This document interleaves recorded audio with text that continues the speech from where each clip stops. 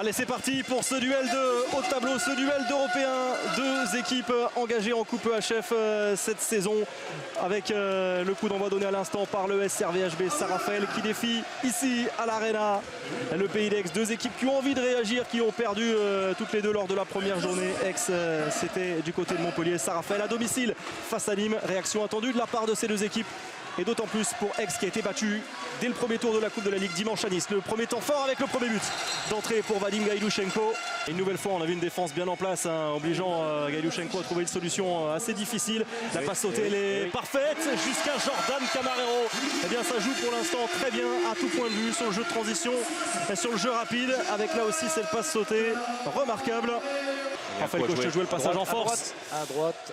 C'était peut-être pas le plus évident. Passe sautée. Camarero s'applique, mais encore. Popescu, deuxième arrêt de suite. Et le troisième face à Iliaki Pessilia. Double parade pour le gardien roumain.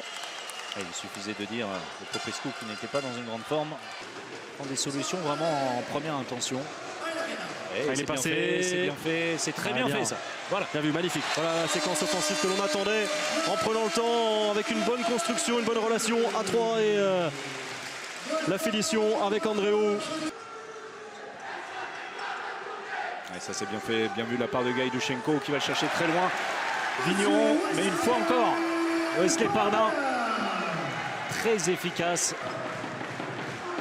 Allez, 10 secondes. Ouais, il a pris la formation Sarmiento, la sortie de Jérémy Toto. Gaïdouchenko.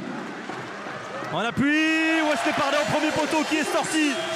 Ouais, Wesley Pardin, l'homme fort de ce premier acte qui permet au PAUC de mener vraiment d'une courte tête d'un petit but seulement à la mi-temps face à Saint-Raphaël. 15-14. Attention, Saint-Raphaël doit réagir.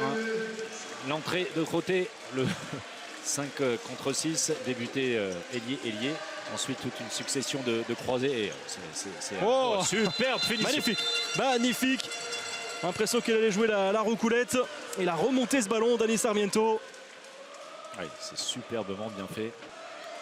Meilleur buteur du SRVHB avec Raphaël Cocheteux.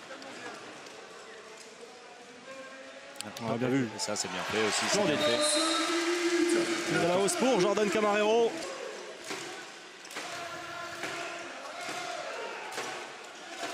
Et encore une fois, c'est bien fait. Encore une fois, c'est bien fait. Merveilleux. Pourtant, il a c'était été compliqué. touché. Il allait très très loin vers l'extérieur.